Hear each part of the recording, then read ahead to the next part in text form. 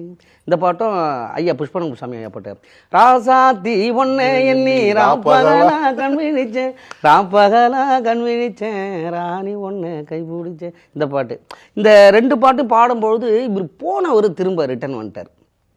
வாதியர் வந்துட்டு, என்னடா இங்கே யாரை பாடினது சவுண்டு கேட்டது, இப்போ என்ன அப்படின்னானே நம்ம பசங்க டக்குன்னு மாட்டி விட்டானோ, ஏன்னா நமக்கு இங்கேயும் அடி முழுந்துடக்கூடாதான்னு சொல்லி என்னைய மாட்டி விட்டாருங்க. நான் சரின்ட்டு, சார் தெரியாமல் பாட்டா சார், நம்ம உன்னை படிக்க சொன்னால் நீ வந்து பாட்டா படிக்கிட்டு வந்திருக்கிற வான்னு ஹெச்எம் ரூம் கூப்பிட்டு போகிறாரு.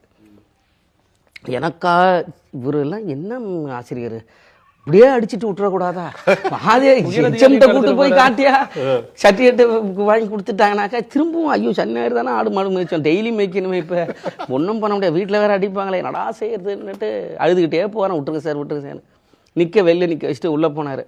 சார் இப்போ நம்ம அந்த ஆனுவல் டே நடக்கல சார், கலெக்டர் வர்றார்ல, இந்த பையன் நல்லா பாடுறான் சார், அவனை வேணா கேட்டு பாருங்க சார், குரலை பாட வைக்கலாம் சார் அப்படி. அதாவது அப்போ வந்து கல்ச்சரல் ப்ரோக்ராம் பற்றி தான் பேச போயிருக்கிறார் போல இருக்கு. அந்த மீட்டிங் பேச போனதுக்கும் நான் இங்கே பாடினதுக்கும் அது இயற்கையாக அமைஞ்சது. அப்படிதான் சினிமாவிலையும் வாய்ப்பு கிடைச்சதுங்க. அது இல்லைன்னாக்க எனக்கெல்லாம் என்னைக்கு கிடைக்கிறது, நான் எப்போ பாடி ஹிட்டு கொடுக்குறது, 1000 படம் பாடுறது, 1000 படம் வந்துருச்சே கிட்டத்தட்ட. அப்புறம் அவர் ஜேம்ஸ் வசந்தன் அவங்கள சுப்பிரமணியபுரம் மதுரை குழுங்க. ஆமாம், அது அந்த சந்திப்பு எப்படி நடந்துச்சு, எப்படி பாட வந்தீங்க? அது இயற்கையாகவே என்னன்னாக்க, அங்கே வந்து 100 ரூபாய்க்கு பசி, இங்கே ஒரு 2000 3000 ரூபாய்க்கு பசி. ஏன்னா வாடகையும் கட்டணும், போக்குவரத்துக்கும் பார்த்துக்கணும், ட்ரெஸ்ஸுக்கும் பார்த்துக்கணும், இந்த அதான் அளவுக்கு அளவு பசி. அப்படி அந்த பசியில் வந்து சரி எங்கெங்கெல்லாம் ஷூட்டிங் நடக்குதோ அங்கங்கெல்லாம் சாப்பாடு கிடைக்கும் போனோம்னாக்க. அதனால் வேஷ்டி கணேசன் இங்கே ஒருத்தர் இருக்கிறாரு, இப்பயே இருக்கிறாரு. அவர் தான் வந்து அந்த சீரியலுக்கெல்லாம் மேனேஜர். அவரை கண்டுபிடிச்சி அவர்கிட்ட போய் கேட்டு இது பண்ணிகிட்டு இருக்கும்போது, டெய்லி நீ வந்துடு, மிச்சம் இதெல்லாம் இருக்கும், அதை சாப்பிட்டுக்கலாம், ஒன்றும் பிரச்சனை இல்லை அப்படின்னு சொல்லிட்டு அதை அப்படியே இது பண்ணோம். அப்போ அப்படி இருக்கும்போது ஒரு நாள் வந்து 3 பேர் அந்த ஷோவுக்கு உட்காரணும். அது வந்து என்னன்னாக்க ஜூரி ப்ரோக்ராம் தான்.